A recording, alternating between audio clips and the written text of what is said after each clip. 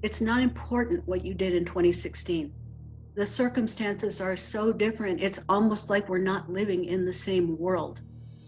If you would have told me in 2016 that it was possible for a pandemic to hit this country, destroy the economy, leave millions of people homeless, and leave almost 200,000 people dead, I would have said there is no way we're a better, stronger country than that.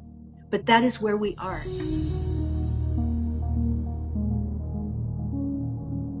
That I had heard that a loved one had passed away. The brother of a loved one had passed away from COVID.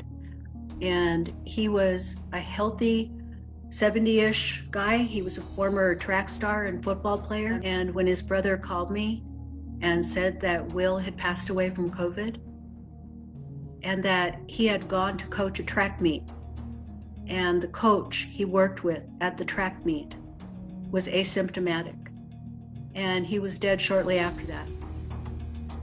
He was somebody's dad. He was somebody's brother.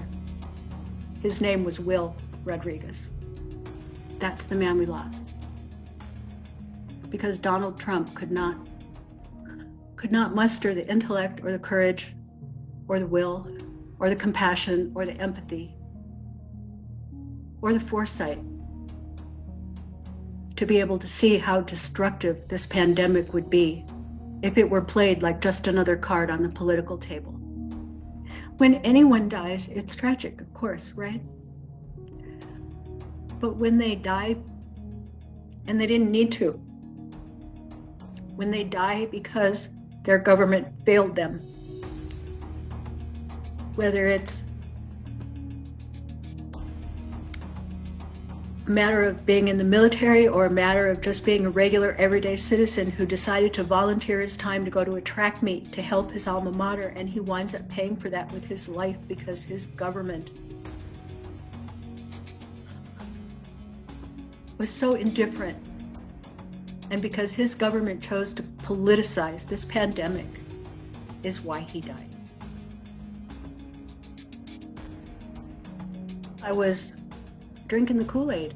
I was watching Fox. I was listening to all of the criticism around Benghazi. So when Donald Trump started talking about draining the swamp, I thought, yeah, fine, drain it. Do it. I won't say that I wasn't conflicted about it, because I was really conflicted about it. And when I walked into that booth and I voted, I felt so desperate. I really did. And the only question I was asking myself was, who at the end of the day do I think will put their hand on the Bible and swear to uphold the Constitution? Which one? I have never been so wrong about anything in my entire life. That's why I'm doing this.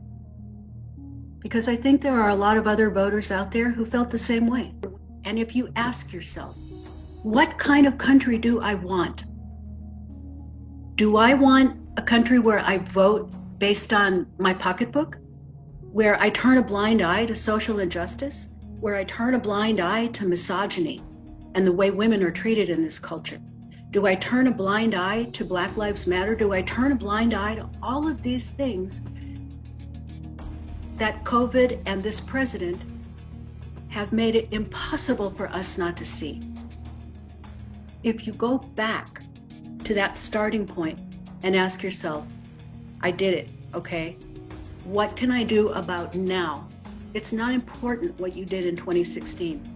The circumstances are so different, it's almost like we're not living in the same world. If you would have told me in 2016 that it was possible for a pandemic to hit this country, destroy the economy, leave millions of people homeless, and leave almost 200,000 people dead, I would have said there is no way we're a better, stronger country than that.